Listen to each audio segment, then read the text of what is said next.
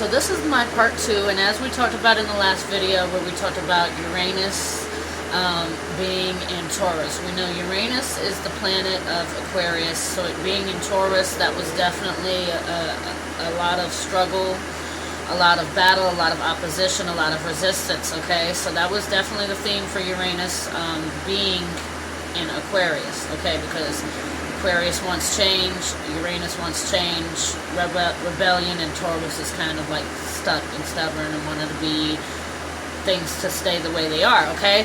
So now we're seeing also with this, the Saturn is in Aquarius, okay?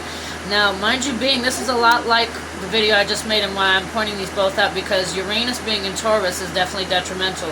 And Saturn being in Aquarius is also detrimental because Saturn represents discipline. Saturn represents order. Saturn represents authority, okay, because Saturn is ruled by Capricorn.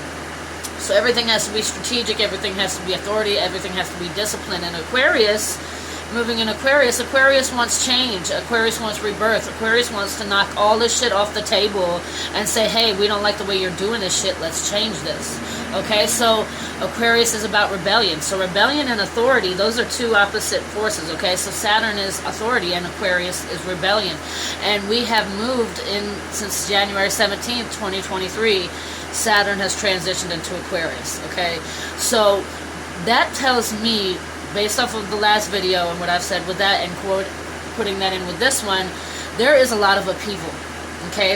In the last one we talked about scarcity and how things are we're going to have to give up and we're going to have to sacrifice. Saturn in Aquarius is telling us that the changes that are going to be upheaval and uprooted are going to be in Aquarius, in that mental frame of Aquarius. So that's rebelling against authority because Saturn is the authority figure, okay? And Aquarius is like, you know, we all know that's what they're saying, right? So Aquarius is like, nah, we're not with that shit, we're rebelling, okay? So we wouldn't be surprised if there's a lot of rebelling that's going to be coming in until 2025, okay?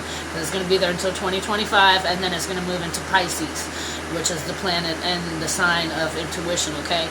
So we're going to be rebelling, and then we're going to be tapping into our intuition, and these are in the coming years, okay? So this is what's to expect. A lot of upheaval, a lot of scarcity, and a lot of rebellion against authority figures.